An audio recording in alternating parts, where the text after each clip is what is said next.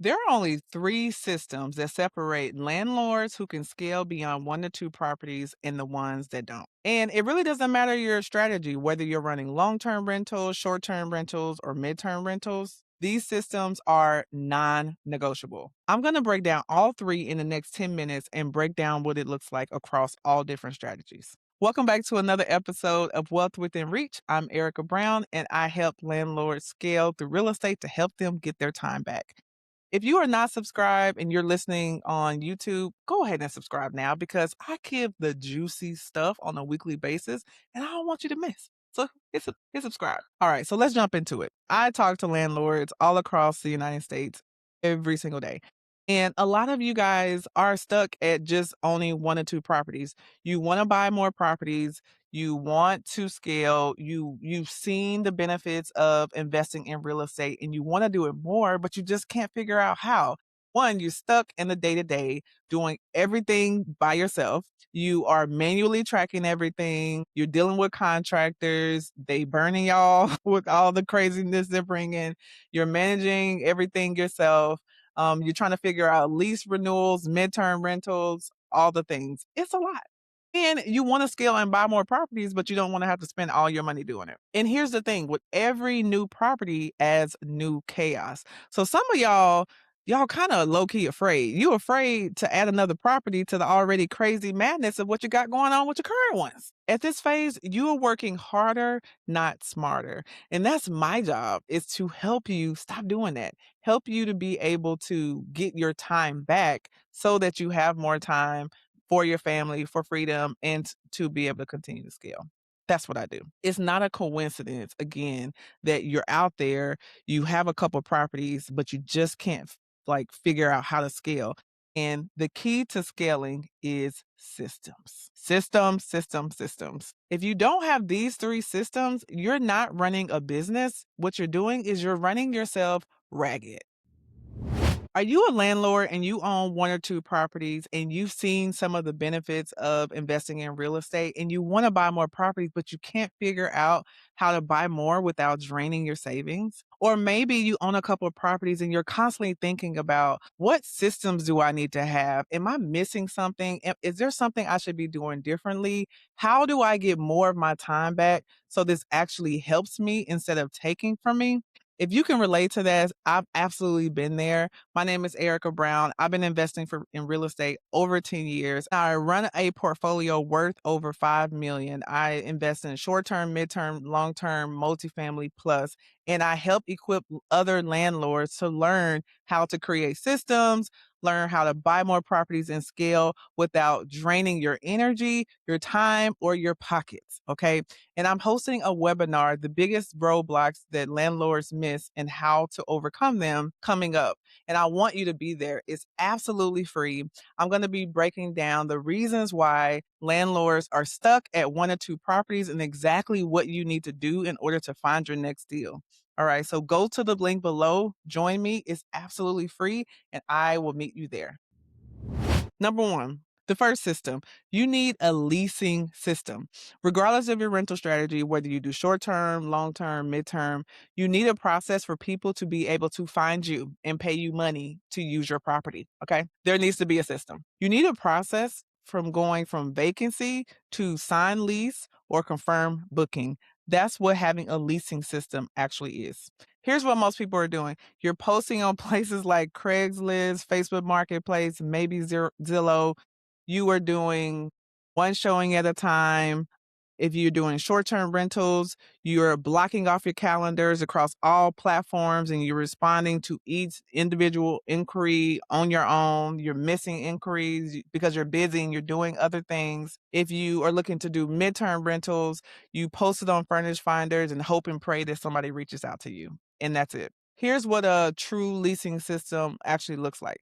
If you're using long-term rental, you are using a platform where you can post on one site and it goes to 12 different platforms all at the same time. You are using a showing schedule that automatically sends your potential tenants your criteria and confirms if they're coming to the showings, and you're not doing individual showing, you're doing group open house showings so that you're maximizing your time and not showing up and have flaky people, don't even show up. You're doing digital lease signing so that everything is electronically, everything you're collecting everything electronically. You're not having to leave the office to go and meet someone to physically pick up a check. If you have a short-term rental, then you not only are posting on just Airbnb, you're posting on as many sites that you can post on through one platform. You have AI set up that knows you and knows your rhythm so that they AI can actually send automated messaging so that you can respond faster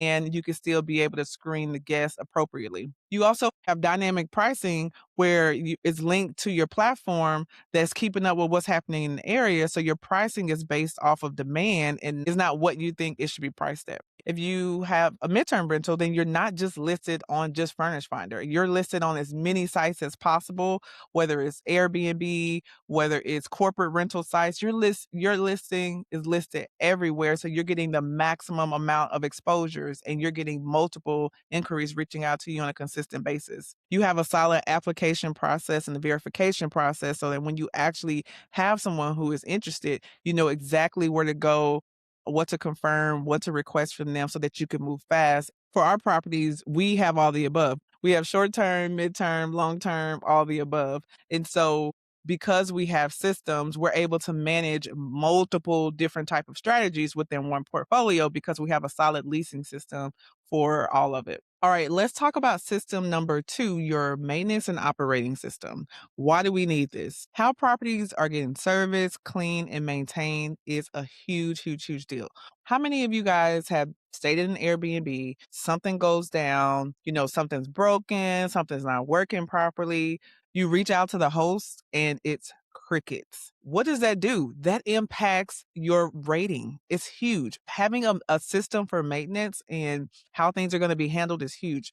I remember I used to manage Airbnbs for not only myself, but other people. And I was managing an Airbnb for someone that had a home warranty and they knew that their hot water heater was potentially going to go out in the future. So they kept the home warranty so that the home warranty can cover the replacement. And so one thing about any insurance at all is that you pay for it all the time, but when it comes to you actually needing to get the insurance claim, they do not want to have to replace it if they don't have to. So I was managing the short-term rental. The hot water went out. The tenants were complaining. I contacted the home warranty company. What does the home warranty want to do? They want to come out. They want to send someone. They want to go back to their office. They want to see if they're going to be able to do it. They want to see if they can fix it. They want to do everything they can before actually totally replacing it. Well, in the meantime, days are going by. And one thing about Airbnb is that you got to move fast. Folks don't care about what happened in the house before I checked in. What's happening today? What are you going to do today? Okay. That's how that works. So when you have a short term rental and you're trying to navigate it through a home warranty, all that, that maintenance system may not match that particular strategy. Another thing that happens very, very often, especially when you're in this phase, you're managing a couple properties, you're busy, with your job and your regular life, and you don't have systems, your tenant reaches out to you about a maintenance issue. You say, yes, okay, I got it. And then you get distracted, something else takes place, they don't hear from you. Days, weeks, whatever goes by, they reach out to you again. At this point, they are pissed. And maybe you take care of it, but then now when it comes time to get ready to renew your lease, guess what they're doing? They're leaving. And so by the time that you find out that they want to leave, they've already found another place. And this could have been a really good tenant that paid their rent on time. It was a good tenant, but you weren't a good landlord. And why wasn't you a good landlord? Because you didn't have systems.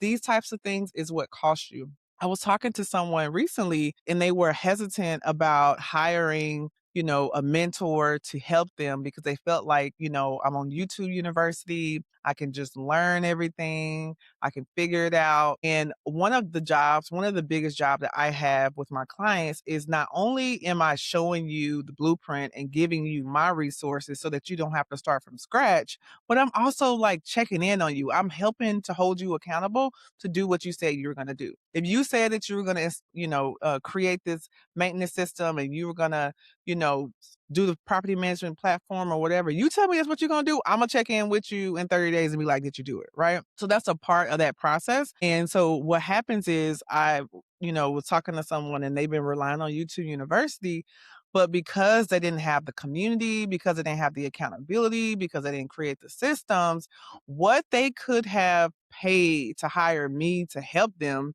they've already paid 2 and 3 times between now having a vacant unit or between managing things with a contractor and you end up paying 3 different contractors to do the same repair or whatever it is, whatever the mistake is that is delaying them from actually hiring somebody to support, they end up paying it through mistakes. This is why I'm like, why y'all doing this? Hire the help. Get someone to help walk you through it.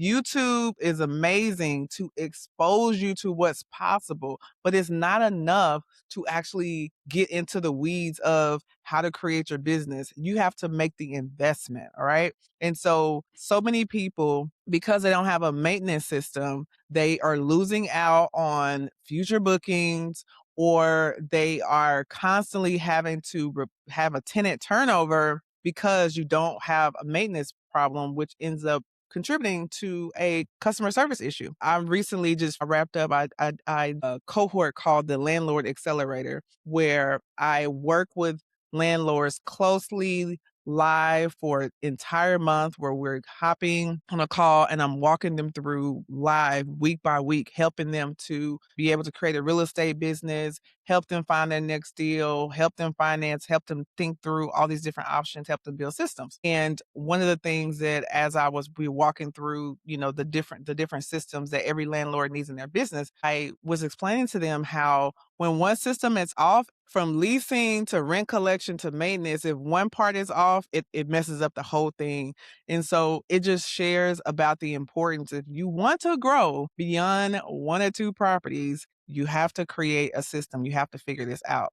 You have to implement these systems, or you're constantly going to be in a constant state of being in a rat race. What the maintenance system looks like for long-term tenants is that you have a portal where they can come, they can make their maintenance requests, or you have some type of form that they fill out that it notifies you when, something is up. You have a list of vendors that you can reach out to so that there isn't, you're not relying on Google and all these last minute things when something comes up. And you have a trusted team that you can pick up the phone and they can get to that property really quickly so that there's no breakdown in, customer service with your tenant. Another big thing is that you have a paper trail. Like when it comes time to do your taxes and you have spent this money and you have these receipts, you know which property is for, what type, what is it maintenance or what a capital expenditure. Everything is organized so that it makes filing your taxes easier so that you're able to maximize every single deduction that you can maximize. If you have a short-term rental or midterm rental, really being able to have these quality maintenance checks, from a quarter to a quarter basis, you can create a rhythm where you are changing your air filters, you're getting your gutters cleaned, you're getting your pest control done. You're able to actually focus on the preventative maintenance and not just the reactive maintenance of allowing someone to report an issue to you versus you know what's going on in your property, you're walking the property and you know what you need before somebody discovers that something is broken. What this looks like in my property is with our short-term rentals, my husband will walk them every week just to make sure. He has a checklist that he looks at and he'll walk it every week to make sure that, batteries aren't missing in remotes and you know, that the appliances are all working properly and light bulbs have been replaced and all these types of things so that can help from a superhost standpoint ensure that each property, especially with short-term rental, you're constantly having turns and turns of people coming. We're able to be proactive around maintenance versus reactive. With our furnished room rentals, like our pad splits, we have our cleaners coming on a monthly basis, cleaning the common areas so that our members are happy and we're not having any issues between tenants who are sharing bathrooms who don't really know one another. Number three is your financial system. What's your financial system? Is how you track your income, how you track your expenses, and how you determine your profit across your portfolio. Now, this is one of those things where I meet people, I meet investors, and y'all are acquiring the properties and y'all working with the contractors and y'all are doing the renovations. But when it comes to when I have a conversation with you, and I say, okay, how much are you all in on that project? What is your projected profit? How much do you need to sell for? What percentage are you all in with XYZ? You don't know because everything is in your head. And I don't know about you, but you don't have a running calculator in your head between this changeover with the contractor and you thought this was going to cost this much and this, you end up losing so much money because you don't know what's going on. So having a system to be able to track your income, track your expenses when you're doing a renovation, to have a itemized estimate from a contractor and so that you have a budget and you're keeping up with your actual expenses are all a part of the process. And so a lot of times when you are just watching HGTV or you're looking at YouTube and people are doing these renovations and they're showing you basically the highlight reel of the process, they aren't showing you when they're behind the computer and they're crunching the numbers and they are, figuring out how they can cut costs. Those aren't things that are cute. So you don't see those online. You just see the dramatic part of it. But if you miss out on those fundamentals of tracking your income and expenses, then it could really cost you a lot. And so one of the things, because we've changed our financial system this year. One of the things that I'm doing is every Monday, I have it on my calendar. It's I call it a weekly rental cash flow. So each week, every Monday, I have a list. My assistant put together a list of all the bills which each portfolio. So these are all the bills that come out of the account from subscriptions to mortgages to utility payments, everything. It lists out what's on auto payment, what's manual. I'm an auto pay girl. As many things as I can auto pay, we will do that. And so each week, starting off Monday, okay, what bills came through last week? Check that out for each month. What bills are we anticipating this upcoming week? What income are we anticipating? Do we need to move any money over? Or are we good? Okay, cool.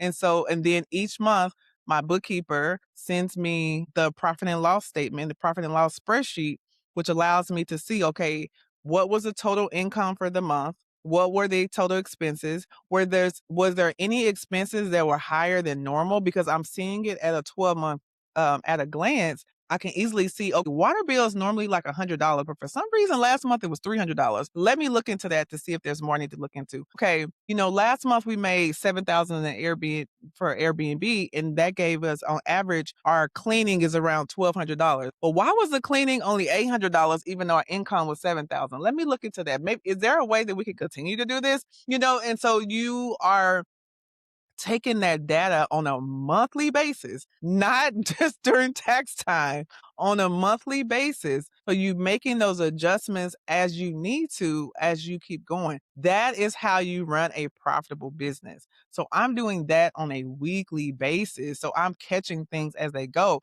and then have my monthly review where I'm looking back to see what adjustments do we need to make and then look forward. Okay, we have a vacancy coming up. What do we need to do to manage this vacancy? How will that affect the cash flow? Because once you have multiple properties, it's more than just, paying the mortgage and the expenses. Sometimes if you have a vacancy, but then you have cash flow, that cash flow is going to pay the mortgage for another property in the meantime.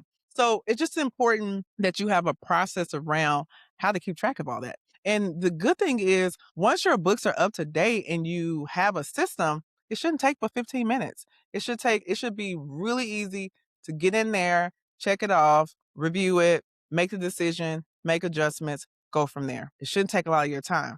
But what I've found is that because people get so behind, then they're just like, oh, well, they don't even do it because they are afraid because it takes so much time. But what I'm telling my clients to do, just take a month, take one system per month. What's one system that you can tackle this month? and choose a system that's currently relevant to your situation. So maybe you have a vacancy and you need to find a tenant. Okay, perfect. That means that the perfect place for you to start with is creating a leasing system, documenting everything, creating a leasing system, setting up a property management platform so that you can push your listing out to as many people as possible. That's the best place to start. Maybe you already have a tenant, you have a good maintenance system, but you need a financial system. Okay, cool. So take the month, find a bookkeeper, get caught up, figure out, what your finance system is going to be. When is the best time of the week for you to allocate to look at your finances and then begin going from there, right? So just give yourself a month deadline, share it with someone in your community, share with an accountability partner, commit to meeting with that accountability partner, get something on the calendar so that you know, okay, cool, I'm about to meet with so and so in 2 weeks. So let me go ahead and get on and do what I said I was going to do. That's how you begin to make progress. That's how you begin to actually take action and not be one of those people that just talk about it, but do something about it. Because if you want to move from beyond 1 to 2 properties, this is what it's going to take. It's going to take action. It's going to take investment. It's going to take sacrifice. Okay. All right. So just to recap, here are the 3 systems that every single landlord needs, regardless of your rental strategy. You need a leasing system, you need a maintenance system, and you need a financial system. This is really, really important to me because I don't want you just out here buying properties, doing the things. You need to have an infrastructure in place so that you don't so that you have. This is why it's so important to me at the Owning and Living Experience, for example. We always will have a session on property management. We will always have a session on systems because it's not enough to just acquire the property. What happens next? All right. So, what was your takeaway from this episode? What stood out to you the most? What are you going to commit to do over the next month to help in your business? Comment and let me know. And don't forget to subscribe. And I will see you on the next episode. Bye.